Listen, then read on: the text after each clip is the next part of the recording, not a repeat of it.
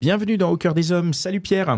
Bonjour Pascal. Salut Arnaud. Bonjour Pierre, bonjour Pascal. Bienvenue chers auditrices et auditeurs dans ce nouvel épisode du podcast Au cœur des hommes. 3 hommes qui invitent un autre homme pour parler de plein de choses. On est des hommes qui s'expriment. On parlait des morpions Non, j'ai plus de poils. Pardon. Voilà, c'était ma blague de la journée. Merci, voilà, c'est terminé. C'est très bien. 24 Allez, secondes, pas mal. C'est pas mal. On est avec Adrien aujourd'hui. On va se poser la question de suis-je assez bien? C'est ça la thématique qu'on va aborder, Arnaud? Exactement, Pascal. T'as vu, j'ai travaillé. Ouais, je suis Je impressionné. connais le sujet. On lui a demandé il y a 2 minutes, pendant qu'Arnaud n'était pas là. Tu sais très bien que je peux demander un truc il y a 2 minutes et l'avoir oublié tout de suite. Oui, c'est vrai. C'est totalement vrai, moi aussi. Donc je ne peux rien dire. Donc, suis-je assez bien? Non mais attends, ce sujet, c'est quand même le sujet de l'enfer. Ouais, on va se questionner. On va repartir en dépression de cet épisode. C'est pas l'idée. Et en quoi c'est important de savoir si on est assez bien et assez bien pour qui, pourquoi? Je sais pas si c'est important, mais en tout cas, c'est une question qui revient chez moi. Donc c'est pour ça que c'est amené sur le tapis aujourd'hui. Après, je pense que si on se la pose envers certaines personnes, enfin en tout cas pour moi, on se la pose envers beaucoup de gens, envers sa famille, ses amis, dans les relations de couple aussi. Donc principalement avec la personne avec laquelle on vit, ça c'est sûr, mais même avec les amis, ça arrive. Cette question, elle arrive sur le tapis aussi, quoi. Ça veut dire, non, excuse-moi, mais suis-je assez bien, ça veut dire que tu as un doute ou ça veut dire que tu as envie de continuer à travailler sur toi pour rester quelqu'un de cool? Je pense qu'il y a 2 lectures, exactement. C'est ce que je me suis posé comme question aussi en venant ici. Il y a ce côté où moi je me sens pas forcément assez bien avec la personne avec laquelle je vis, par exemple, où je la mets sur un piédestal assez facilement et ça amène chez moi beaucoup de questionnements vis-à-vis de ma personne, de mes agissements, de ma façon de réagir, de comment je pourrais réagir mieux. Mais aussi ça amène aussi cette dimension d'être performant sans culpabilité, mais juste performant dans le fait d'amener des choses tout le temps, sans cesse, parce que ça me fait plaisir aussi, hein, c'est pas coûteux pour moi, mais c'est aussi dans le côté où je veux pas de routine, je veux amener ce côté où il y a du changement, où je peux être surprenant, ou des fois non, en l'occurrence. Voilà, en fait, ça me motive aussi, ça amène une certaine émulation, je pense vraiment, et en contrepartie, ça pose ces questionnements qui sont pas forcément simples sur certaines situations. C'est parce que moi, quand je me dis est-ce que je fais bien, c'est vraiment là, encore une fois la dépression. Ouais. Pourquoi? Non, parce que la réponse. Non, mais tu doutes. Il y a des moments où tu doutes dans ta vie aussi de. Alors, il y a le physique, on va pas se mentir. Des fois, quand t'es gamin, quand t'es adolescent, t'as quand même souvent un doute sur ton physique parce que de toute façon, t'es dégueulasse. Donc, oui, attention tous les ados. Et puis tu transitionnes surtout. T'es en train de passer d'enfant à adulte et c'est une période où effectivement c'est hyper dur à accepter, quoi. Donc il y a ce questionnement à ce moment-là. Puis après, effectivement, il y a le challenge de je sais qui je suis, mais c'est comme on disait, c'est bien de se regarder, donc d'évoluer, de se construire encore, de discuter comme on le fait ici dans ce podcast et puis de pouvoir apprendre. Ça évolue avec l'âge, c'est-à-dire la question de suis-je assez bien, on va pas avoir la même manière de se la poser à 20 ans, à 30 ans ou aujourd'hui. Et après, il y a aussi par rapport à qui on se la pose, parce qu'il faut, comme tu dis, il y a l'entourage, il y a la personne avec qui tu vis, il y a la famille, il y a soi-même. Est-ce que je suis assez bien pour moi? Je pense que c'est le plus difficile, c'est ça, c'est de se juger par rapport à soi-même et de se dire je suis pas assez bien pour moi-même. C'est surtout qu'il faut que tu saches par rapport à quoi, parce que tu te compares forcément, non, à un moment, j'imagine. La comparaison, c'est pas par tout le temps rapport à quoi tu te compares quand tu te poses la question, toi? Quand tu te dis suis-je assez bien, c'est en rapport avec quelle personne, quelle situation? Ça a été principalement au début par rapport à des atouts physiques. Sur cette dimension-là, vraiment, parce que en gros, c'est la première chose qu'on voit des gens. Sans les connaître, on voit leur physique, donc on peut se comparer facilement, j'ai envie de dire, sur cette dimension-là, même si c'est nos propres critères qu'on met en avant. En l'occurrence, chaque personne va trouver une personne séduisante ou attirante et différemment. Après, il y a aussi la dimension, et là, c'est revenu un peu plus de manière précise là, ces dernières années, plus sur la capacité de réflexion, l'intelligence, mais c'est toujours assez subjectif en fait ces choses-là. Et en le disant, je m'en rends compte en l'occurrence, et on s'en rend compte en posant un peu de rationalité par rapport à ça, on se dit mais être intelligent, qu'est-ce que c'est? Enfin voilà, on se pose d'autres questions qui arrivent derrière, mais c'est principalement sur ces deux points-là. Après, ça peut être, il est plus marrant que moi, il est plus à l'aise en public. Ça, c'est des choses, c'est purement des questions qui sont revenues chez moi, ouais, clairement. Donc ouais, c'est systématiquement une comparaison là. Quand même. C'est de la comparaison. Tu es un peu méchant avec toi-même. Ouais, mais c'est ce que tu disais, c'est que d'être en adéquation avec soi-même et de pas être trop, de quoi pas trop se rendre coupable, c'est ça qui est le plus difficile. En fait, c'est ça. Faut pas être dur avec soi. Enfin, on revient à cette, pour ma part en l'occurrence, on revient à cette question-là et je suis assez, je demande pas grand-chose aux autres. C'est pas négatif ou positif. C'est que je suis pas dans l'attente perpétuelle d'autres personnes, mais je pense que je suis plutôt dans l'attente de moi-même en fait sur ces situations-là. Et ces questionnements-là amenaient le fait que je répondais pas moi à ces questions, ou en tout cas pas comme je le souhaitais. Et donc le travail sur moi, il a plutôt été de dire comment moi je peux avancer. Je peux toujours voir les autres, je peux toujours me comparer aux autres, ça c'est sûr. Il y aura toujours des gens à côté de moi et j'ai envie qu'il y ait des gens aussi à côté de moi en l'occurrence. Mais l'idée, c'était de se dire comment moi, je peux le percevoir différemment et comment moi, je peux être aussi fier, en tout cas, plus en adéquation avec ma propre personne. Et ça, c'est en gros ce que j'aspire, ce vers quoi j'ai envie de tendre pour être aussi plus à l'aise avec ces questions-là et moins me torturer l'idée avec ces questions-là. Ouais. Après, tant que tous les jours, tu fais de ton mieux, finalement, c'est peut-être déjà ça, être assez bien, c'est de faire de son mieux. Exactement, parce que, comme je disais tout à l'heure, tout ça est purement subjectif. Quelqu'un va trouver quelqu'un d'intelligent, quelqu'un va trouver quelqu'un de beau, d'autres vont pas le trouver de la même manière, ou peut-être qu'ils vont être aussi attirés par cette personne-là, plus ou moins. Mais en fait, c'est juste de se dire ça, de se dire que moi, mes propres critères, est-ce qu'ils sont justes et est-ce que je me les impose aussi de la même façon à moi-même? Et en fait, c'était pas le cas. Et donc, j'arrive à travailler, à avancer sur ça, en me recentrant aussi sur moi, ma personne, en me disant que je suis en capacité à faire ça, je suis en capacité à faire ça. Je suis pas en capacité à faire telle ou telle chose, mais pourquoi je le vivrais pas bien aussi? En fait, c'est juste ces orientations que j'ai envie de prendre et que j'arrive à prendre petit à petit aussi. Mais je suis parti d'un postulat où je mettais souvent ma propre personne en question, en l'occurrence. Ouais. Et surtout dans des relations de couple où le sentiment amoureux amène ces questionnements-là, en tout cas plus fortement chez moi que les sentiments d'amitié, même si ça peut le générer. C'est-à-dire que tu te demandes si tu es assez bien pour ta partenaire. Ouais, exactement. Pourquoi? Qu'est-ce qui génère cette question? C'est quoi l'origine de ça? En fait, il y a plusieurs choses. Il y a le fait de se poser des questions, mais je pense que mon éducation a fait que quand je suis avec quelqu'un en couple, j'ai besoin d'avoir une certaine admiration pour elle. Pas forcément inconditionnelle, mais il faut que cette personne, elle renvoie quelque chose de particulier par rapport aux autres personnes.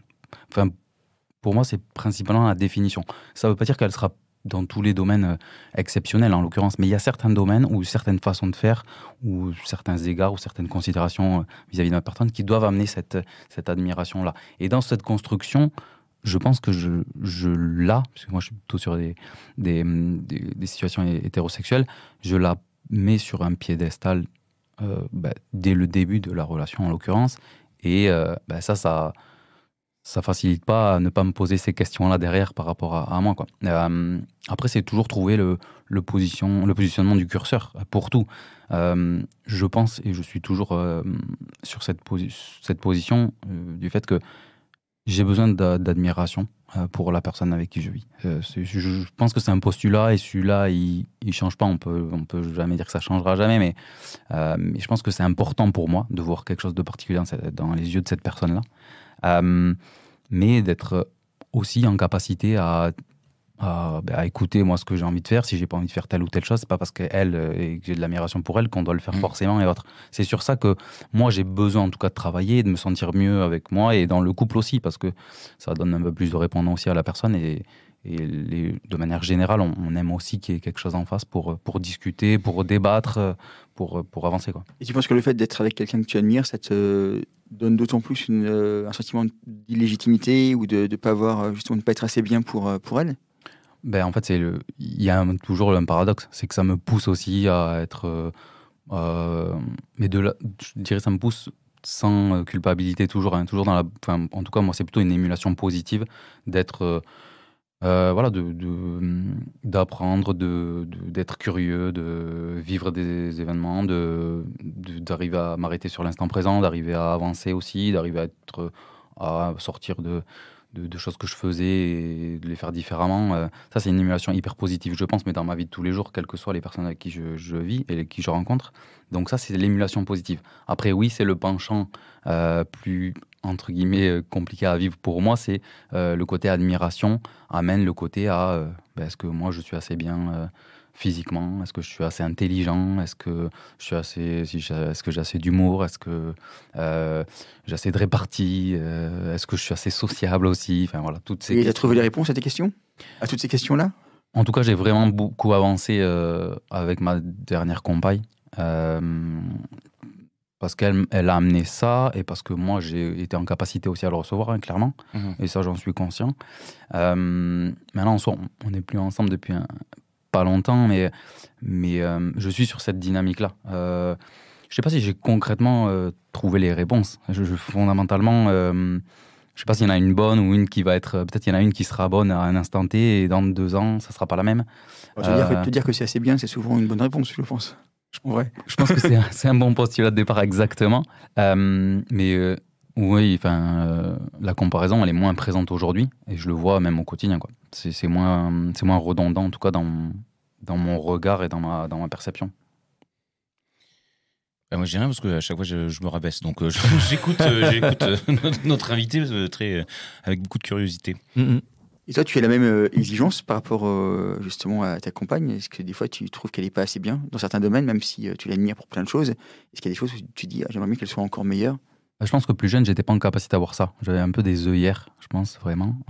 Mais là aussi, je suis en capacité à le dire. Je suis en capacité à le dire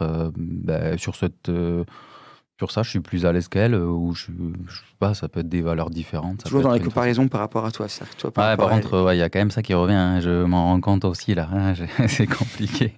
Mais non, je suis en capacité à le dire parce que j'espère être aussi en capacité à écouter ce que moi j'ai envie de faire.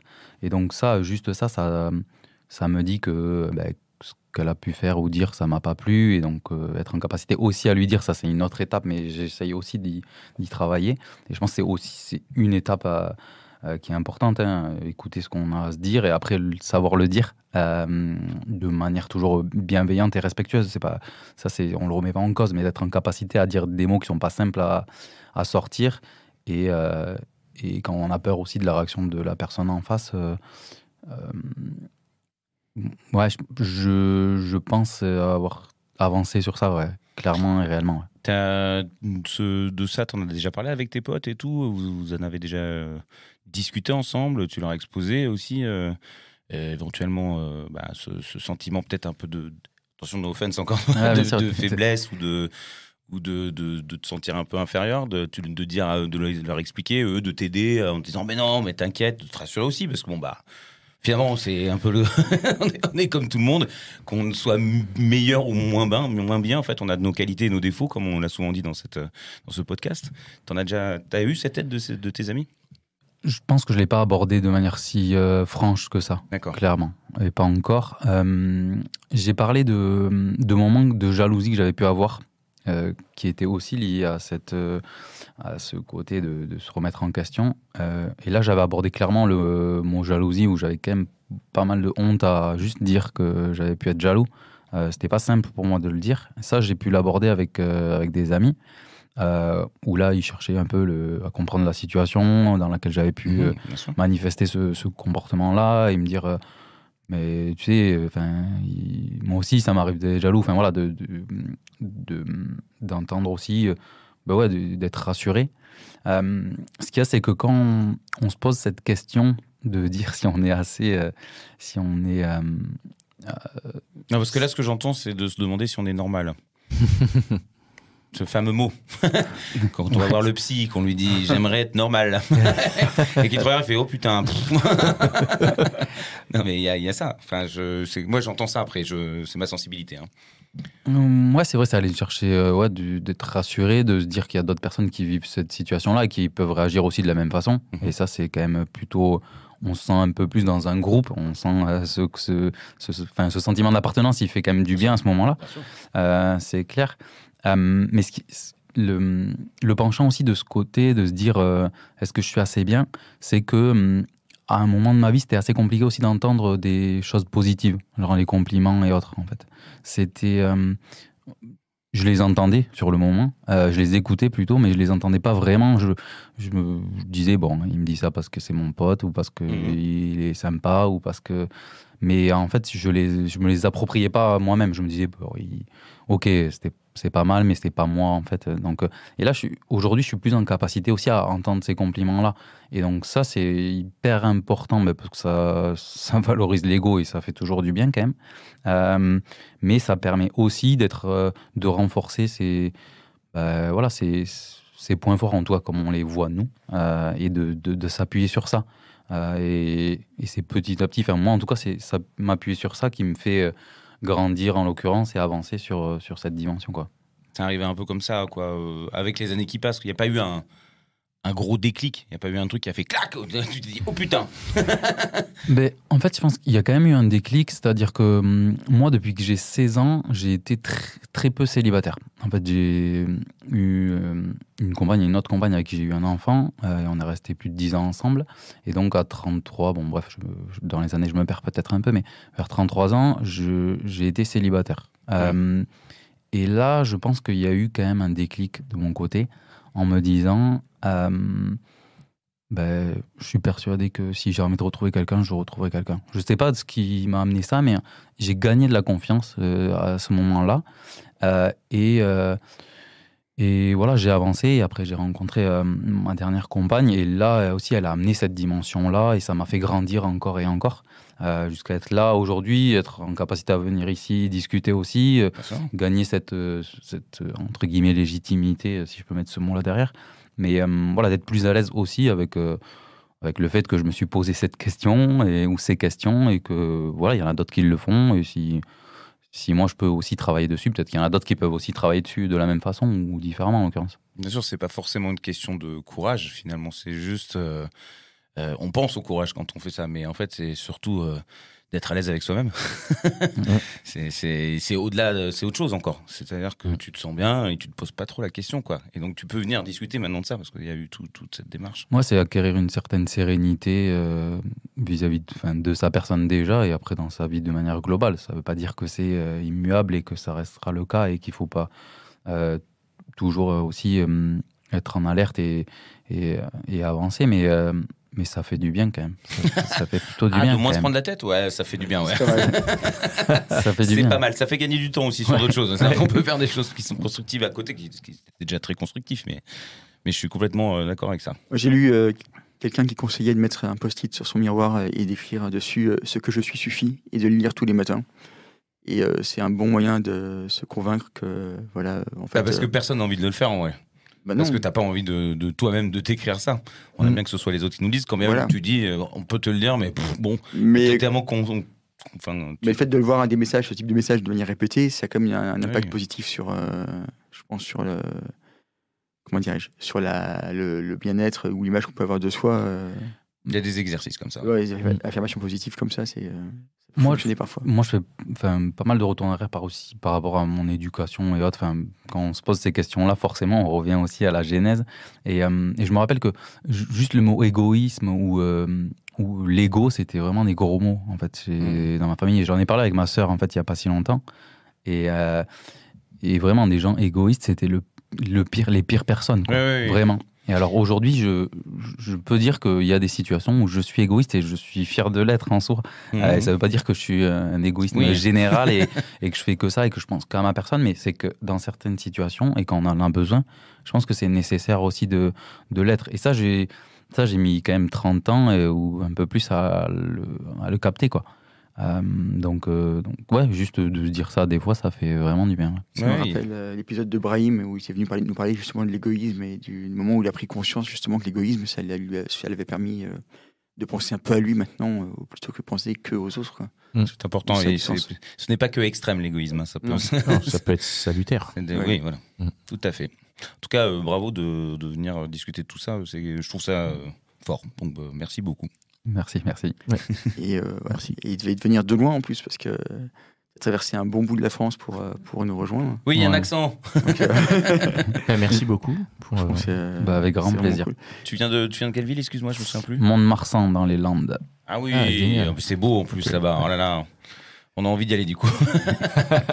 Et justement, comment dire, à partir d'aujourd'hui, est-ce que tu as une nouvelle façon de fonctionner pour te dire justement que tu es assez bien et continuer dans cette voie-là? Est-ce que tu as des conseils à partager? Comme tu dis que tu étais ici pour en parler, est-ce qu'il y a des gens qui peuvent peut-être écouter tes conseils et les suivre?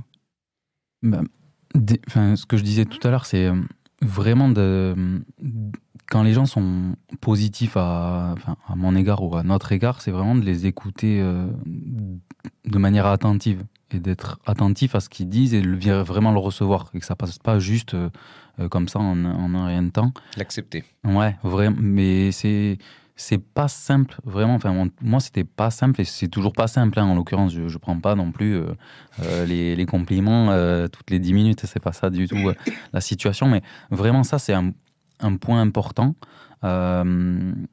Et après, c'est arriver à définir, à s'écouter vraiment, à définir ses besoins et à être en capacité à se les dire déjà à soi et à les dire aux autres, quoi. Que ce soit des potes ou la famille ou autre, c'est que si on a envie de faire quelque chose, qu'on soit en capacité à leur dire, et si on a envie de ne pas faire quelque chose, qu'on soit aussi en capacité à leur dire.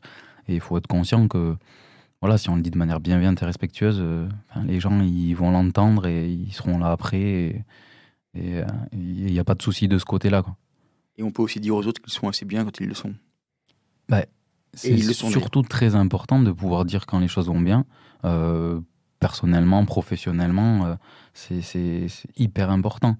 Parce que ça fait du bien à soi-même, juste de dire à des gens qu'ils ont bien bossé ou qu'on a passé un bon moment avec eux, que quand ils ont réagi à telle situation, on trouvait ça courageux, on trouvait ça respectueux, on trouvait ça incroyable. Ça fait du bien à le dire. Mais à toutes les personnes vraiment qu'on a autour de soi.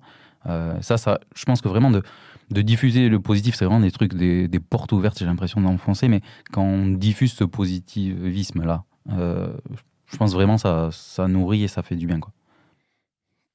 Okay. C'est courageux de venir partager ça ici, en tout cas. Ouais. Merci beaucoup. Merci à vous. Pascal n'a rien dit parce que lui, il s'en fout, il est super prétentieux. Ouais, il a un melon, c'est pas croyable, quoi. J'aimerais bien revenir sur ce côté melon, mais... Ah non, mais je parlais du fruit. Hein, bien sûr, oui, parce que moi, je viens de Cavaillon, donc je voulais te proposer une cagette. Oh là là. Bon, merci beaucoup, Adrien, d'être venu partager tout ça avec nous. Merci bien pour cet épisode. Et n'hésitez pas à nous suivre sur nos réseaux @au cœur des hommes podcast, à nous contacter si vous souhaitez participer, et voilà, et puis on se retrouve dans 15 jours. Allez, ciao. Ciao. Bisous. Merci.